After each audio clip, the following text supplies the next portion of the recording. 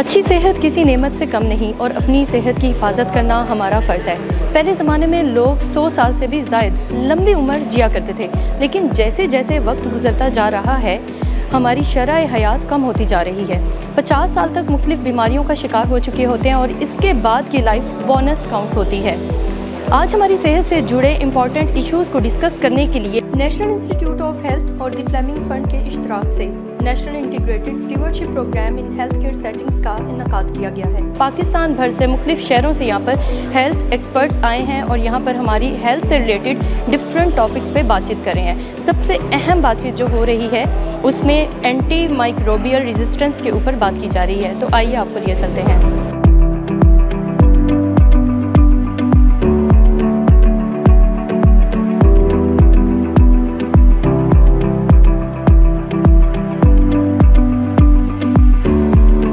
हम लोग 3-4 days के लिए we take antibiotics and when we start feeling better we just leave using it, like we don't complete the course. Poultry में भी antibiotic है और वेटनरी में भी एंटीबायोटिक है, आपके खेतों में, फलों में, सब्जियों में। तो वर्चुअली आप एंटीबायोटिक अनजाने में तकरीबन रोज़ कंज्यूम करते हैं।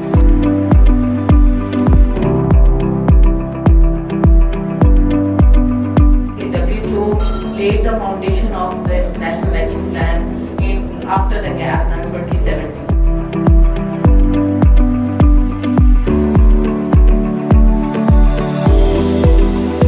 एंटी माइक्रोबियल रेजिस्टेंस एक पब्लिक हेल्थ का थ्रेट है बहुत बड़ा, जो कि दिन बाय दिन बढ़ता जा रहा है।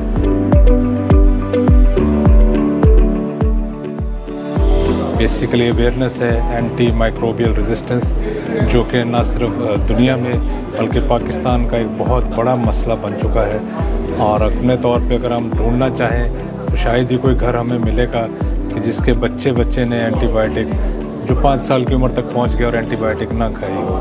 जैसे कि नाम से ही पता चल रहा है कि ये इंटीग्रेटेड प्रोग्राम है, तो इसमें हमने 3 कंपोनेंट्स को कंबाइन किया है: anti microbial stewardship, infection prevention stewardship और डायग्नोस्टिक स्टीवर्डशिप। यानी कि एक तो आपने इन्फेक्शंस का कंट्रोल, वो इसका एक इम्पॉर्टेंट पार्ट है। इसके अलावा डायग्नोस्टिक्स का मतलब है कि आपको state of the art diagnostic test जो हैं वो अवेलेबल हों, और जब भी पेशेंट आपके पास आए आप उनको ट्रीटमेंट स्टार्ट करने से पहले उनके ऊपर कुछ टेस्ट परफॉर्म किए जाएँ। इसमें कुछ कल्चर एंड सेंसिटिविटी टेस्ट हैं ताकि जरासीम की आइडेंटिफिकेशन हो सके।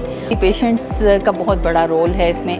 हमारे यहाँ आजकल ये एक रूटीन सेल्फ मेडिकेशन के लिए जो है एक रूटीन बन गई है कि किसी को अगर सिंपल फ्लू भी हो रहा है तो लोग बगैर डॉक्टर से पूछे मशवरा किए खुद ही से एंटीबायोटिक्स खाना शुरू कर देते हैं, या अपने बच्चों को भी एंटीबायोटिक्स देना शुरू कर देते हैं। एंटी माइक्रोबियल रेजिस्टेंस का मतलब ये है कि जो एंटीबायोटिक्स हैं वो दवाइयाँ जो हमें इन्फेक्शन को ट्रीट करने के लिए हम दे रहे होते हैं, उन दवाइयों में अब इतनी ज़्यादा रेजिस्टेंस पैदा हो गई है कि जो हमारे जरासीम हैं जो कि इन्फेक्शंस का बायस बनते हैं, तो वो जरासीम उनमें इन दवाइयों के अगेंस्ट कोई ताकत नहीं रही है। और उसकी वजह ये है कि हमने वो दवाइयाँ ओवर द काउंटर बहुत ज़्यादा लोग इस्तेमाल करना शुरू हो गए हैं, बग़ैर किसी प्रिस्क्रिप्शन के इस्तेमाल करना शुरू हो गए हैं, बग़ैर किसी लॉजिक के इस्तेमाल करना शुरू हो गए हैं। तो उसका एंड रिज़ल्ट ये है कि अब हमारे यहाँ इन जरासीम को ट्रीट करने के लिए, इन जरासीमों को ट्रीट करने के लिए जो पहले हमारे लिए मुआफ़क़ दवाइयाँ होती थी, जो एंटीबायोटिक्स थी, वो अब काम नहीं कर रही हैं। Today's event was amazing and they have highlighted the basic things which are leading to the antimicrobial resistance, specifically like self-medication. बच्चा थोड़ा सा बीमार हो गया and you have started the antibiotics, and then leftover doses. Especially हम लोग 3-4 days के लिए we take antibiotics and when we start feeling better we just leave using it, like we don't complete the course. Anti microbial resistance का challenge एक one health challenge है। One health को अगर आप सिंपली डिफाइन करें तो हम ये कह सकते हैं कि हम एक यकसां सेहत के तहत एक दूसरे से लिंक्ड अप हैं। एनिमल को हम कंज्यूम कर रहे हैं फूड के ज़रिए, दूध के ज़रिए, या फिर कंपेनियन एनिमल्स, या फिर जो हमारी फार्म मशीनरी यूज़ हो रही है लाइफ स्टॉक फार्म्स पे, जो ह्यूमन हेल्थ कंप्रोमाइज़ हो रही है, वो एक कंप्लीट चेन डेवलप होती है जिसके through human to animal, animal to human and environment. क्योंकि एनवायरनमेंट एक बहुत ज़रूरी कंपोनेंट है जिसमें स्पिल ओवर कर रहे हैं हम एंटीबायोटिक्स को, आइदर फार्मास्यूटिकल वेस्ट के थ्रू, एक्सक्रीट ऑफ ह्यूमन और एनिमल, जिसमें हम रेजिड्यूल शिफ्ट कर रहे हैं एंटीबायोटिक्स के, और वही रेजिड्यूल दोबारा ह्यूमन हेल्थ में आके AMR के चैलेंज को और बढ़ा देते हैं।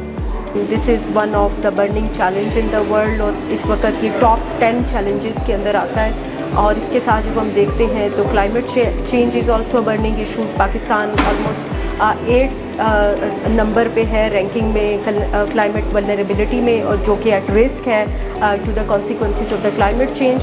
Time to time different types के जो इन्फेक्शंस हैं वो क्लाइमेट से भी एनहांस होते हैं, जिसमें हमारे पास कॉलेरा आता है, मल्टी ड्रग रेजिस्टेंट टाइफाइड होता है, और हमने इसको देखा है कि लास्ट 1 डिकेड में इनका जो रैपिड इमरजेंस है वो हुआ है बलूचिस्तान के अंदर, सिंध के अंदर।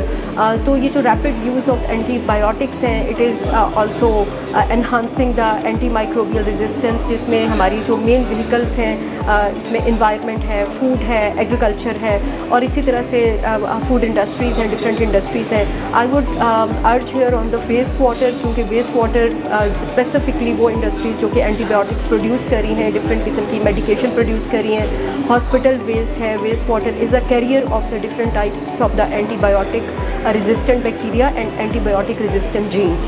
मैं ये समझती हूँ कि हेल्थ की जो प्रोविज़न है, जो अच्छी केयर जो ख़वातीन को एक मिलनी चाहिए, उसका भी एक फुकदान है। तो इसलिए बेहतर है कि हमें जो है, जिस तरह कहते हैं ना कि परहेज़ इलाज से बेहतर है और prevention is better than cure, तो प्रिवेंशन के ऊपर फोकस करना चाहिए। बहुत ज़्यादा सफाई सुथराई का ख्याल रखना चाहिए, खुराक की कमी को एड्रेस करना चाहिए। हेल्थ केयर सेटिंग में बहुत सारे इन्फेक्शंस भी हो सकते हैं, बहुत सारी कॉम्प्लिकेशंस हो सकती हैं, और अनजस्टिफाइड यूज़ ऑफ एंटीबायोटिक भी हो सकता है, जिसकी वजह से बहुत सारी रेजिस्टेंस पैदा हो रही है हमारे यहाँ यूजेज ऑफ एंटीबायोटिक्स के हवाले से। तो मैं समझती हूँ कि ये एक बहुत ही इम्पॉर्टेंट स्टेप है कि ख़वातीन और उनके घर वाले जो है वो इसके ऊपर फोकस करें, और क्योंकि ख़वातीन की हेल्थ जो है वो हमारे लिए मेन किरदार अदा कर सकती है।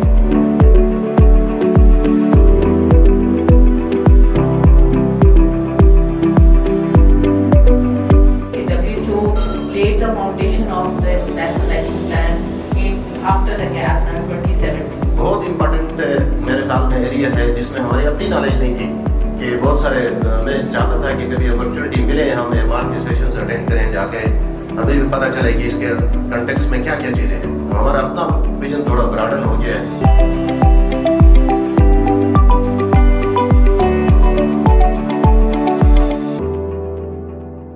उम्मीद है आपको समझ आ चुकी होगी कि AMR क्या है और इसके क्या नुकसानात हैं। आज जो भी इंफॉर्मेशन आपको प्रोवाइड की गई है, इस पे अमल दरामद करके आप भी अपनी ज़िंदगियों को बेहतर कर सकते हैं।